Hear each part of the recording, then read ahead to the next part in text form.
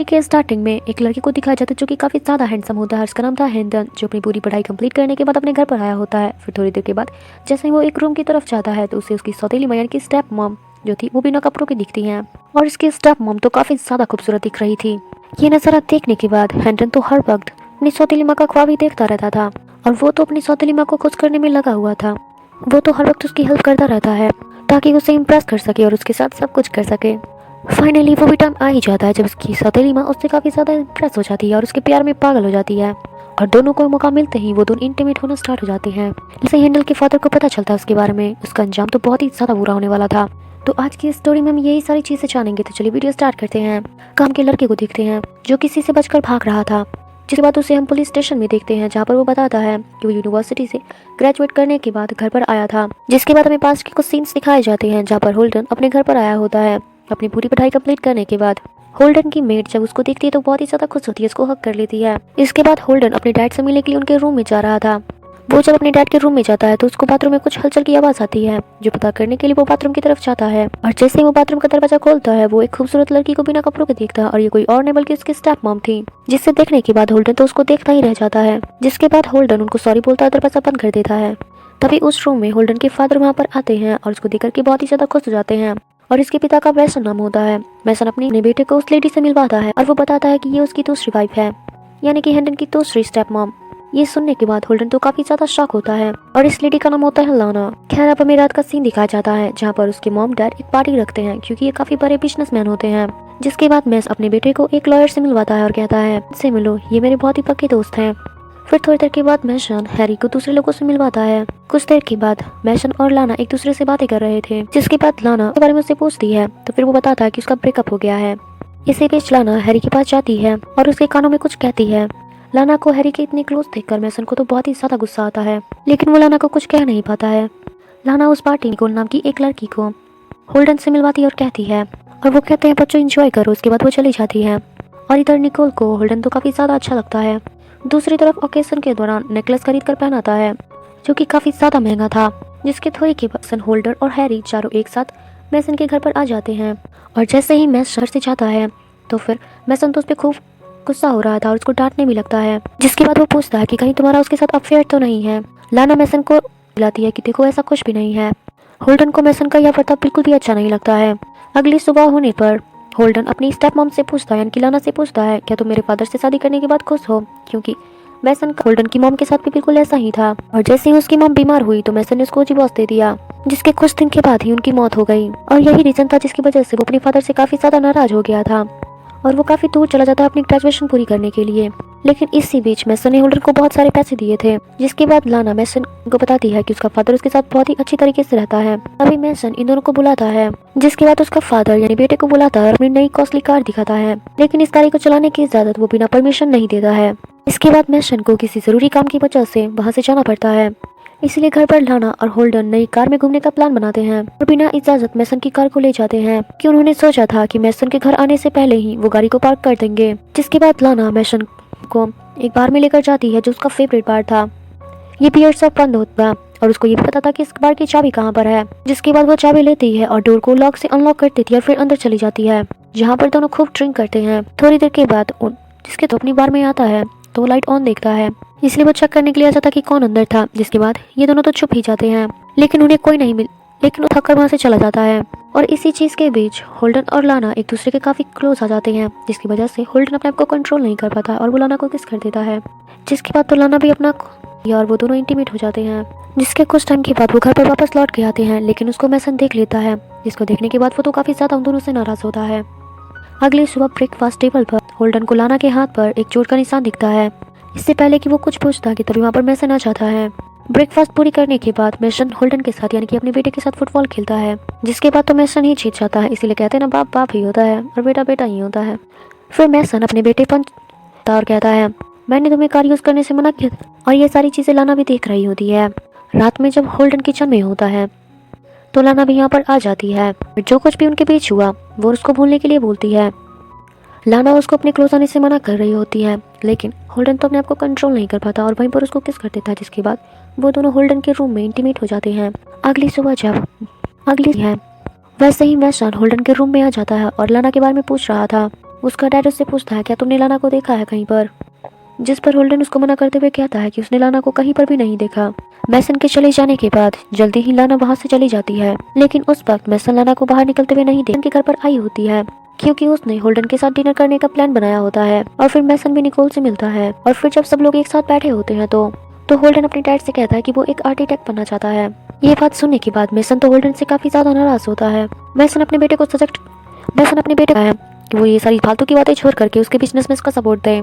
और ये बात सुनने के बाद होल्डन को तो काफी ज्यादा बुरा लगता है, लेकिन वो कुछ भी नहीं करता, वो सिर्फ शांत रहता है। वहीं दूसरी तरफ मैसन और निकोल डिनर के लिए बाहर जा रहे होते हैं, जो कि एक डेट थी, लेकिन डेट पे जाने की उदास था, यानी कि उसका कुछ भी मूड नहीं है, लेकिन उसका मूड नहीं चाहता था कि मैसन उसकी लाइफ कंट्रोल करे।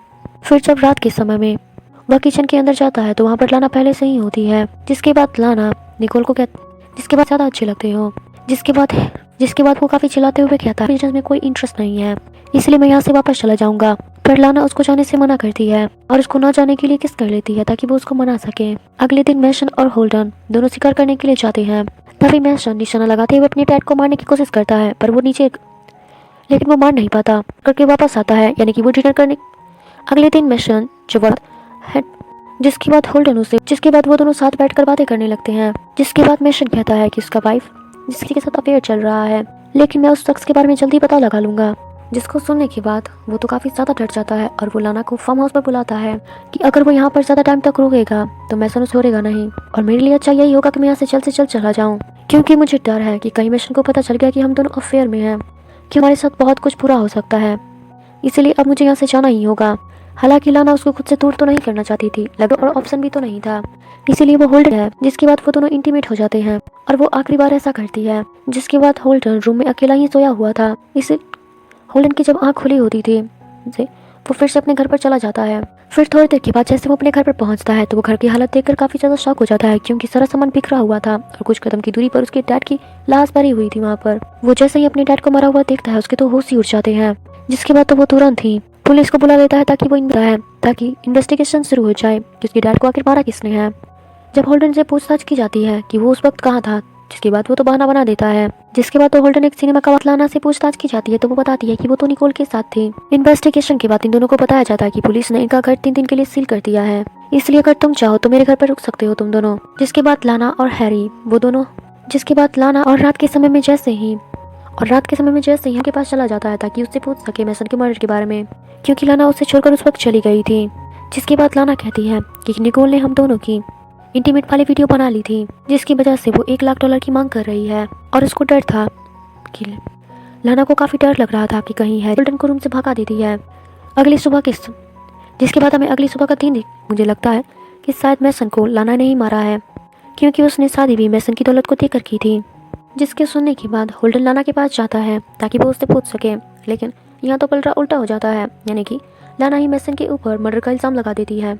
जिसके बाद तो वो दोनों एक दूसरे के ऊपर शक करने लगते हैं, और जैसे ही 3 दिन पूरा होता है वो दोनों अपने घर पर चले जाते हैं, जहाँ पर होल्डन लाना को बताता है कि वो मैसन से नफरत करता था, उसने मेरी माँ के साथ बहुत गलत किया था और वो इसी तरह तुम्हारे साथ भी बिहेव करता था। जिसके बाद लाना उसको कहती है कि मैसन ने मुझे कभी भी नहीं मारा, और वैसे भी उस दिन जो तुमने मेरे हाथों पर ने मुझे नहीं मारा था, बल्कि वो वर्कआउट के दौरान लग गया था। अगले दिन लाना निकोल से मिलने के लिए जाती है, जिसके बाद हैंडल लाना को फॉलो करता है ताकि निकोल को पकड़ सके, लेकिन लाना होल्डन को ऐसा करने नहीं देती है, बल्कि वो निकोल के साथ साथ वो खुद भी वहाँ से हैंडल तो समझ जाता है कि हो ना हो लाना डेथ की वजह कोई और नहीं बल्कि लाना और निकोल है। जिसके बाद तो होल्डन हैरी के पास जाता है और अपनी पूरी सच्चाई बता देता है और अपनी और लाना की इंटीमेट वाली वीडियो दिखा देता है। जिसके बाद हैरी बताता है कि मैसन के डेथ के बाद संपत्ति होल्डन के नाम ही होने वाली थी, इसलिए लाना को तो मैसन की हियत से कोई फायदा था ही नहीं, लेकिन हाँ तुम पर जरूर प्रॉपर्टी को लेकर के शक किया जा सकता है। जिसके बाद होल्डन हैरी को बताता है कि वो इंटीमेट होने के बाद वहाँ पर सो गया था, जब उसकी आँख खुली तो लाना वहाँ पर नहीं थी। ये सुनने के बाद कि लाना उसको फंसाना चाहती है, यानी कि लाना होल्डन को फंसाना चाहती है। जिसकी थोड़ी देर के बाद होल्डन हैरी से मिलने के बाद अपने घर चला आता है। होल्डन जैसे ही घर पर आता है तो उसको लाना के से उसको काफ़ी सारे डॉलर्स निकलते हैं और एक गन भी मिलती है, जिसको देखने के बाद गोल्डन को भी लाना पर काफ़ी ज़्यादा शक होने लगा था।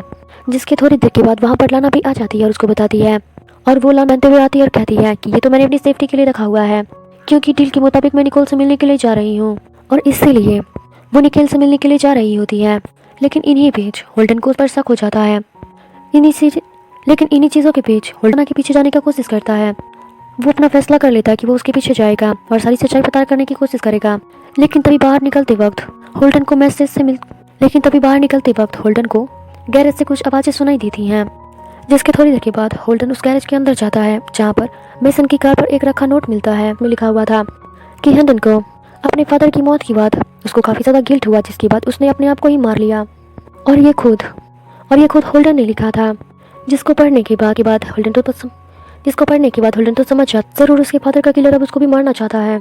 जिसकी थोड़ी देर के बाद लाइट्स बंद हो जाती हैं और लाना गैरेज में एक गन के साथ एंट्री करती है, जिसके बाद वो फायरिंग करना स्टार्ट कर देती है। लेकिन जैसे तैसे करके और वो लाना की तरफ गन पॉइंट करते हुए कहता है कि मुझे पूरी सच्चाई बताओ। जिसके बाद लाना उसको बताती है कि मुझे लगा था कि गैरेज में कोई चोर घुसा है, जिसकी वजह से मैं अपनी गन लेकर यहाँ पर आ गई और इसीलिए उसने फायरिंग की थी। ये सुनने के बाद हेल्डन तो काफ़ी ज़्यादा किसके पास चला जाता है। और यही वो सीन था जो कि हमने स्टार्टिंग में देखा था, जब पता चलता है कि उसने अपने पहले बयान में झूठ बोला था। जिसके बाद तो पुलिस उसको अरेस्ट ही कर लेती है। कुछ दिनों के बाद निकोल पुलिस स्टेशन आकर सब लोगों को सारी सच्चाई बता देती है कि जो ब्लैकमेल वीडियो उसने बनाई थी वो किसी और के कहने पर नहीं बल्कि लाना के कहने पर ही बनाई थी, क्योंकि हम दोनों रिलेशन में थे।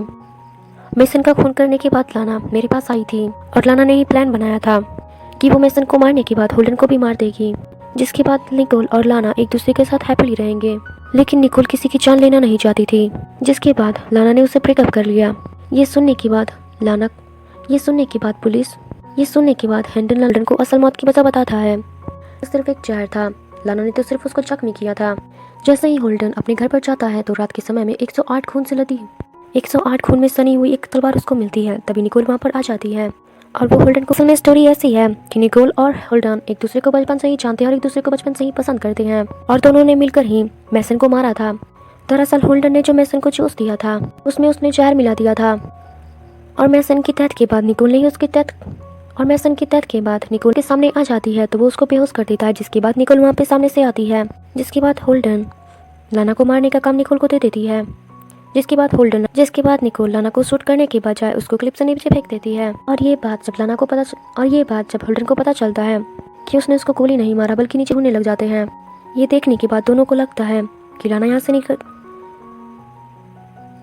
वो दोनों जब उसको ढूंढ रहे होते हैं तो यही लगता है कि वो गिरकर मर गई है। लेकिन लाना तो अभी मरी नहीं थी बल्कि वो जिंदा थी और वो घर पर यानी कि वो मेसन के घर पर पहुंच दिया और होल्डन को शूट कर देती।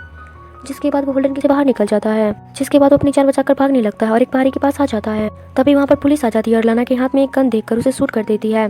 जिसके बाद लाना नीचे गिरकर मर जाती है। फिर हमें लास्ट में दिखाया जाता है कि निकोल और होल्डन एक दूसरे के संग पर निकल जाते हैं और उन दोनों को किसी भी बात का कोई अफसोस नहीं होता है। जिसके बाद वो दोनों लव मोमेंट्स एंजॉय करते हैं और इसी के साथ ये कहानी खत्म हो जाती है। आई होप कि आपको वीडियो काफी अच्छा लगा हो। अगर लगा है तो प्लीज एक लाइक कमेंट शेयर सब्सक्राइब जरूर करें। Thank you so much for watching. मिलते हैं अगली वीडियो में। Bye bye.